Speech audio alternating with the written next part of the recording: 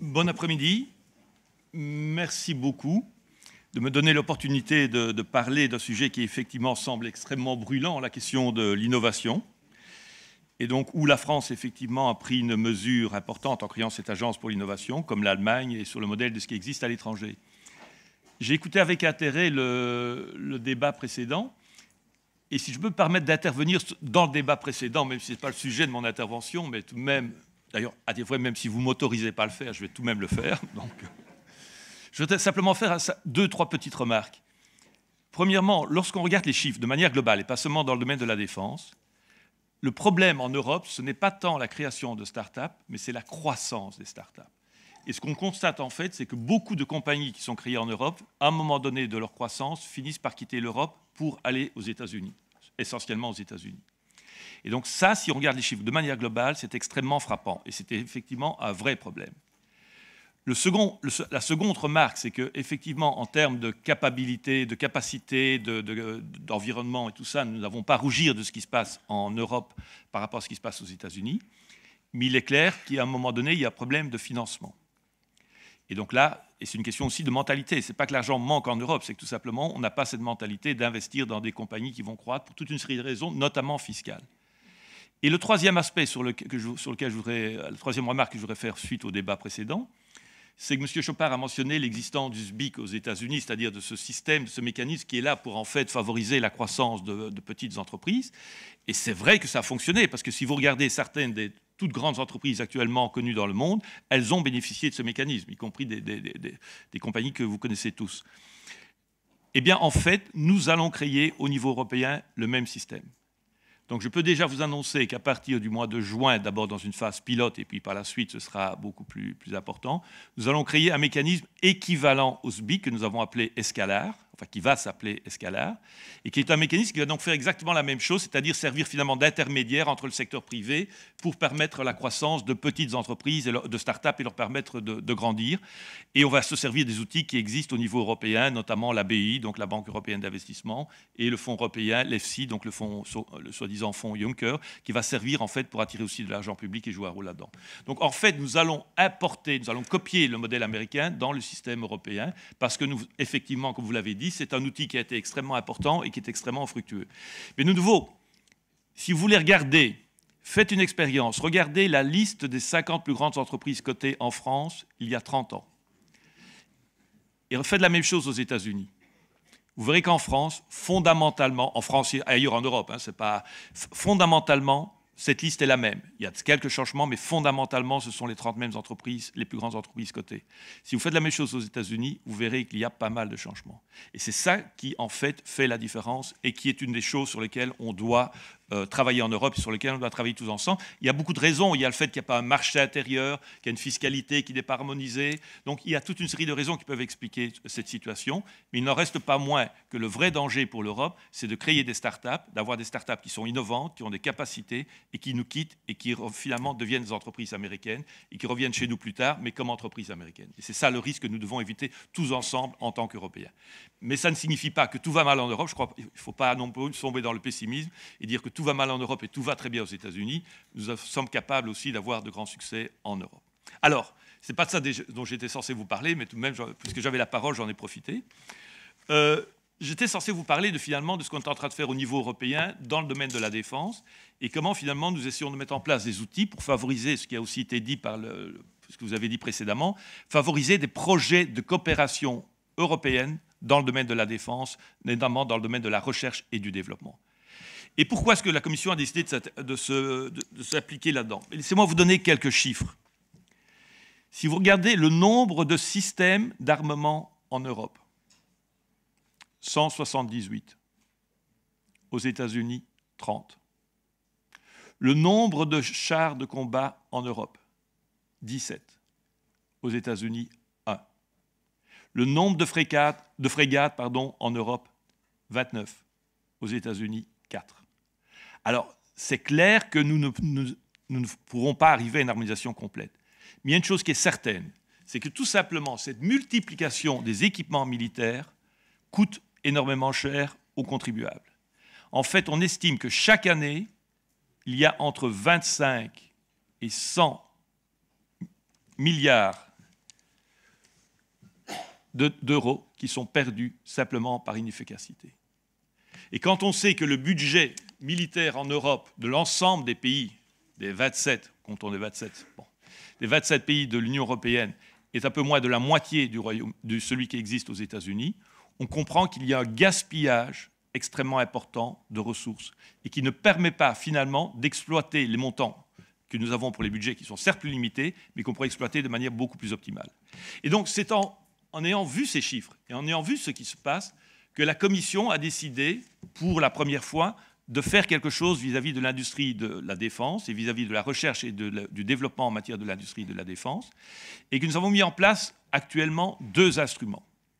Alors le premier instrument que nous avons mis en place, c'est un instrument qui s'appelle l'action préparatoire pour la recherche. Alors de quoi s'agit-il en fait? Comme le terme l'indique, c'est une action préparatoire, donc ce n'est pas quelque chose de définitif, c'est quelque chose qu'on a testé pendant 3 ans. Donc pendant 3 années budgétaires, nous avons testé ce mécanisme, ce programme, et cette année-ci est la dernière année où nous le testons. De quoi s'agit-il? Nous avons utilisé une partie du budget de l'Union européenne, au total 90 millions d'euros, donc sur 3 ans c'est 90 millions, que nous avons testé en fait pour financer des projets de coopération dans le domaine de la recherche en matière de défense. Et ce qui est intéressant, c'est qu'en fait les sommes qui étaient appliquées étaient des sommes relativement faibles, puisqu'on parle finalement cette année-ci, on a des projets pour 25 millions d'euros, donc ce n'est pas grand-chose si on veut. Mais ce qui est extrêmement intéressant, c'est la réponse que nous avons reçue des industriels. C'est qu'en fait, pour chacun des projets que nous avons appliqués, donc c'est l'application pour chacun des projets à manifestation d'intérêt que nous avons fait, nous avons reçu une réponse extrêmement importante de tous les acteurs de la défense et de pratiquement tous les pays de l'Union européenne. Et donc les projets pour lesquels nous avons attribué des financements sont des projets en fait où nous avons eu des réactions où finalement on peut dire qu'on couvre à peu près les 27 États membres ont des entreprises qui sont concernées par ces projets. Donc ce qui démontre quoi? Ce qui démontre tout simplement qu'il y a un appétit à travailler ensemble et à faire de la recherche ensemble dans le domaine de la défense.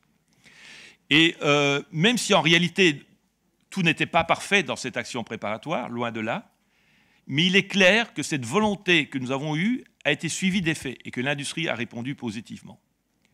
Alors la condition pour bénéficier de cette action préparatoire, c'est quoi? C'est que tout simplement, il faut qu'il y ait au moins 3 entreprises de 3 pays différents qui participent. Mais le financement peut être un financement complet, c'est-à-dire dans le cadre de cette action préparatoire, nous pouvons financer jusqu'à 100% du projet qui nous est proposé. Et donc c'est quelque chose qui nous paraît être extrêmement important, c'est quelque chose que nous avons fait. On va juste lancer, en fait, dans 2-3 jours, on va lancer les derniers appels à projets qui viseront au total un montant de 25 millions d'euros. Et j'espère aussi que la réponse sera aussi favorable que pour le reste. Donc ça, c'est pour la phase de recherche. Donc cette phase de recherche, nous avons eu cette action préparatoire qui est donc, comme je vous l'ai dit, maintenant, qui va se terminer cette année-ci. Parallèlement à ça, nous avons créé un autre fonds qui, lui, vise à la phase de développement, c'est-à-dire la phase suivante, celle après la recherche. Et donc pour ce fonds, là, nous avons obtenu un budget pour 2 années de 500 millions d'euros au total, c'est-à-dire 245 millions cette année-ci et 255 millions l'année prochaine. Investis par l'Union européenne dans des projets de développement dans le domaine de la défense pour des projets en commun entre les États membres. Et alors, de nouveau, c'est une expérience extrêmement intéressante, parce que, soyons clairs, et ne prenez pas ça pour une critique, mais il est clair que dans le domaine de la défense, entre militaires, on n'a pas nécessairement l'habitude de coopérer et de travailler ensemble. Et donc, lorsque nous avons mis en place ce fonds, et de nouveau, je ne veux pas être négatif, ce n'est pas un jugement, hein, c'est une situation nouvelle, tout simplement. Et donc, lorsque nous avons mis en place ce fonds, nous avions 2 craintes. La première crainte, c'est que personne ne veuille travailler ensemble et que donc nous n'ayons pas de projet. Et la deuxième crainte, c'est que même si on avait quelques projets, on n'en ait pas assez par rapport au montant qui était fixé, c'est-à-dire 500 millions d'euros que nous voulions dépenser en 2 années. Eh bien, en fait, ces craintes ne sont pas révélées justifiées. Et nous avons reçu de la part des États membres toute une série de listes de projets en commun avec des entreprises plus grandes, plus petites, qui travaillaient ensemble et couvrant différents pays. Et le problème, en fait, que nous avons eu, c'est finalement un problème opposé, c'est qu'on a pratiquement eu trop de projets par rapport à ceux que nous attendions. Et donc, nous avons dû diminuer la contribution de l'Union européenne dans ces projets, tout simplement parce que comme le budget restait fixe et qu'il y avait trop de projets, on devait diminuer la contribution pour chacun de ces projets. Et donc, en fait, hier, nous avons adopté le premier programme de travail de ce fonds pour l'année 2019 et pour l'année 2020. Et dans ce programme de travail, nous avons 9 appels à propositions, à projets, qui vont donc être ouverts à la concurrence dans les tout prochains jours et pour lesquels nous attendons des manifestations d'intérêt de la part de consortia de différents États membres. Par ailleurs, le texte nous donne la possibilité de donner en attribution directe, donc c'est-à-dire sans appel à concurrence, certains projets, et nous l'avons fait notamment pour un projet qui est assez emblématique, qui est le projet du MAL, c'est-à-dire d'un drone, drone à moyenne distance, qui est un projet qui existe déjà, mais sur lequel nous allons directement attribuer 100 millions d'euros pour contribuer au financement de ce drone. Donc, ce n'est pas seulement maintenant de la théorie, c'est devenu une réalité. Nous avons ces appels à manifestation d'intérêt qui sont là, qui vont être rendus publics dans les prochains jours, et nous savons déjà que derrière ces appels à manifestation d'intérêt, parce qu'on a discuté avec les industriels, on a discuté avec les États membres, nous savons qu'il y a de vrais projets, qu'il y a des projets concrets qui sont derrière, qui vont probablement, que nous allons devoir évaluer dans un avenir relativement proche. Donc je dirais que tout ça, cette phase de test, entre guillemets, est une phase qui nous paraît extrêmement importante, parce que ça montre qu'il y a un appétit, qu'il y a une volonté des États membres et des industriels de travailler ensemble. Alors, tout ça, comme je l'ai dit, n'est qu'un test, une phase pilote quelque part. Même s'il y a 500 millions, ce n'est pas complètement négligeable. Ce n'est qu'une phase de test. Le vrai enjeu, en fait, c'est que ce que nous voulons faire, c'est à partir du prochain... pour ceux qui ne sont pas experts avec le droit européen, vous devez savoir qu'en fait, l'Union européenne fonctionne comme l'ancienne Union soviétique, c'est-à-dire il y avait des budgets pour 5 ans, des plans quinquennaux. À l'Union européenne, c'est même mieux, ça, en fait, c'est des plans pour 7 ans. Donc, voilà. Donc en fait, nous sommes en négociation pour l'instant, comme vous le savez sans doute, pour le budget qui va commencer en 2021 et qui est un projet de 7 ans. Et dans le cadre de ce budget, pour lequel les négociations sont toujours en cours, nous avons l'intention, la Commission européenne a proposé de créer un fonds européen de la défense.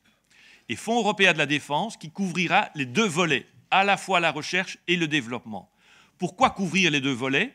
Parce que notre idée, évidemment, qu'il ne faut pas faire de la recherche qui est indépendante de la phase de développement. Ce que nous voulons, en fait, c'est que l'on fasse de la recherche qui conduit à des développements, et ces développements conduisent finalement à des équipements qui vont être achetés par les armées européennes. Donc c'est ça l'objectif de ce Fonds européen de la défense. Alors ce Fonds européen de la défense, ça va devenir une réalité. Nous avons pratiquement finalisé les négociations avec le Parlement européen et les États membres sur la création de ce Fonds européen. Il reste un vote à obtenir au Parlement européen. On espère qu'on pourra y arriver, parce que dès qu'on parle de la défense, évidemment, c'est toujours un sujet extrêmement compliqué. Et il y a toujours la crainte, évidemment, que le budget de l'Union européenne soit utilisé pour créer des équipements militaires qui vont tuer des gens. Mais par hypothèse, les équipements militaires ont tendance à tuer, enfin, potentiellement, peuvent servir à tuer des gens. Mais c'est une démarche qui n'est pas toujours acceptée par tout le monde. Et donc, nous sommes sur le point de finaliser les négociations, mais nous avons bon espoir qu'elles seront finies. Et évidemment, la question essentielle qui restera à trancher, c'est la question du budget qui va être alloué à ce fonds. Et donc, ce budget, nous avons proposé, nous avons demandé aux États membres que ce budget au total pour les 7 années soit de 13 milliards d'euros. Un peu plus de 4 milliards consacrés à la recherche pure et près de 9 milliards consacrés à la phase de développement. Les échos que nous avons eus de la part des différents États membres sont positifs. Évidemment, ils n'ont pas encore signé le chèque, donc personne ne nous a donné l'argent à ce stade. Mais les échos que nous avons reçus sont extrêmement positifs et semblent favoriser cette approche. Qu'est-ce que ça signifie si on met cela en place?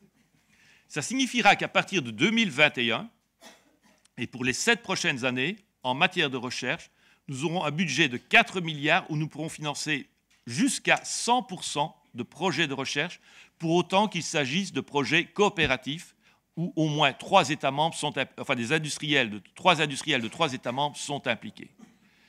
L'objectif, évidemment, c'est quoi? C'est de favoriser des synergies et donc des économies d'échelle. Et donc, ce budget va pouvoir être utilisé pour financer, comme je l'ai dit, 100% de la recherche. L'autre partie du budget, c'est-à-dire presque les 9 milliards qui sont disponibles, pourront être utilisés en fait pour des projets donc, de développement Et pour les projets de développement, là, le taux de financement est différent selon le type d'action que l'on finance, avec une réserve importante. Si on finance des prototypes, pour financer des prototypes, le montant maximal qui sera financé au niveau européen sera 20%.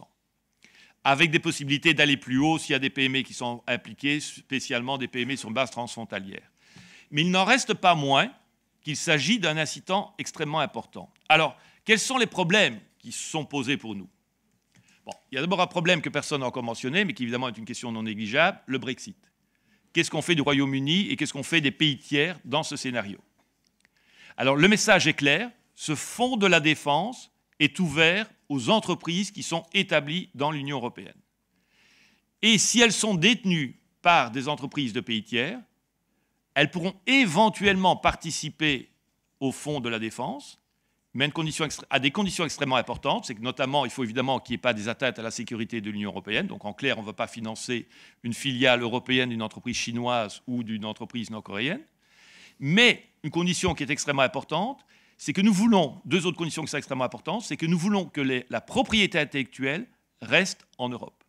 Donc ce que nous ne voulons pas, c'est que si par exemple une filiale d'une entreprise américaine venait à participer à l'un de ces projets, filiale européenne, pardon, venait participer à l'un de ces projets, nous ne voulons pas que la technologie soit exportée aux États-Unis, si elle a été financée par l'argent de l'Union européenne. Et je peux vous garantir que pour les Américains, c'est quelque chose d'extrêmement difficile et que nous faisons l'objet d'un lobby extrêmement dur, mais ce sera exactement la même chose pour les Britanniques, donc, puisque lorsqu'ils quitteront le Royaume-Uni, même si je viens de lire qu'ils sont l'Union européenne, même si je viens de lire qu'ils sont encore là pour un certain temps. Hein, puisque je ne sais pas si vous avez vu, ils vont sans doute demander prorogation de 2 mois en tout cas. Alors, l'autre problème, et la dernière chose qui nous paraissait aussi extrêmement important, c'est que si une telle entreprise de pays tiers participe, donc la filiale plus exactement européenne d'une entreprise de pays tiers participe au fonds européen, c'est que les règles d'exportation ne sont pas celles de ce pays tiers. Donc en d'autres termes, nous ne voulons pas, nous pour prendre mon exemple, parce qu'une filiale européenne d'une entreprise américaine participe au fonds, que les règles ITAR, que les règles d'exportation américaines s'appliquent aux produits qui sont développés. Les règles qui vont s'appliquer en matière d'exportation sont les règles des États membres concernés. Donc il n'y aura pas non plus de règles au niveau européen, ce n'est pas l'Europe qui va décider où ces produits pourront être exportés ou pas. Ceux qui pourront décider où ces produits, enfin les équipements militaires pourront être exportés, seront les États membres qui ont participé au consortium et qui sont derrière les entreprises qui ont participé au consortium. Donc, ça c'est une des questions extrêmement difficiles, c'est la question du Brexit et donc la participation des entreprises des pays tiers. L'autre question qui est difficile pour le Parlement européen, c'est ce que je vous ai dit, évidemment, c'est que lorsqu'on parle d'équipements militaires, par hypothèse, il y a des possibilités d'atteinte à la vie humaine. Et donc, pour une certaine partie du Parlement européen, c'est quelque chose qui est extrêmement compliqué. Et donc, on va voir comment le Parlement, en tout cas une partie du Parlement européen, va se prononcer sur ces questions-là. Mais notre espoir est bon qu'en fait, on parvienne à avoir un accord et on parvienne à mettre en place ce fonds européen, ce qui va faire une différence extrêmement importante. Parce que par cela, c'est un effet de levier, j'ai entendu quelqu'un. L'idée, c'est d'avoir un effet de levier et de favoriser, en fait, justement, l'émergence de beaucoup plus de projets européens et donc de favoriser beaucoup plus d'économies d'échelle au niveau européen. Alors, le dernier point, parce que je pense que je suis déjà trop long et je vois les signes de M. Martin qui me dit que je dois m'arrêter. Le dernier point sur lequel je voudrais insister, c'est que dans ce fonds européen de la défense, on a prévu qu'une partie de l'argent, au maximum jusqu'à 8% du montant du fonds, devra être investi pour les technologies complètement innovantes, disruptives, comme on dit en anglais, disruptive technology. Donc les technologies qui ne sont pas les technologies traditionnelles. Et donc ça nous paraît extrêmement important que l'on prévoit aussi, un peu comme le DARPA aux États-Unis, mais on ne va pas copier le modèle du DARPA. Mais l'idée, c'est quoi? L'idée, c'est qu'effectivement, ce que nous voulons, c'est que, bien sûr, normalement, la recherche qui va être faite et financée doit conduire à des développements qui vont conduire à des équipements qui seront achetés. Mais nous pensons qu'il est aussi important de financer des nouvelles technologies dont on ne voit pas nécessairement l'application immédiate dans le domaine militaire, mais qui peuvent être utiles. Et donc, pour nous, c'est important que, je vous ai dit, au maximum 8%, entre 4 et 8% du budget seront consacrés à cette technologie. Et ça nous paraît être quelque chose d'extrêmement important, parce que de nouveau, si on pense aux équipements du futur, Ce ne seront pas nécessairement les équipements actuels. Si je prends un domaine, par exemple, qui est d'ailleurs couvert déjà par notre programme actuel, tout ce qui est cyber security, tout ce qui se développe, intelligence artificielle, sont des éléments qui sont extrêmement importants, qui à terme peuvent servir dans le domaine militaire, mais pas d'ailleurs seulement dans le domaine militaire.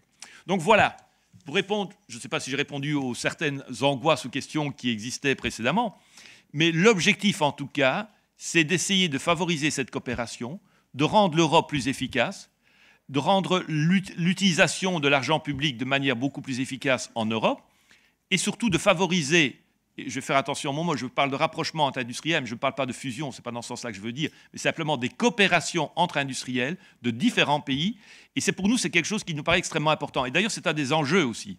Si nous voulons que ce fonds soit un succès, il ne faut pas qu'il soit perçu uniquement comme un projet franco-allemand pour les grandes entreprises franco-allemandes, je le dis franchement. Il faut en fait être capable d'impliquer des entreprises d'autres pays, et pas seulement des grandes entreprises, mais aussi des PME. Et ça va être un défi, parce qu'effectivement, ce n'est pas facile de trouver ces entreprises, elles ne sont pas nécessairement connues. Donc elles-mêmes n'ont même pas nécessairement conscience qu'elles ont peut-être des produits ou des services qui peuvent servir dans le domaine de la défense. Et donc ça va être un des défis pour l'Europe dans son ensemble, les États membres, l'industrie et la Commission européenne, de mettre en place ce fonds et de faire en sorte que finalement on arrive à créer ces interactions entre grandes et petites entreprises de tous les États membres de l'Union européenne.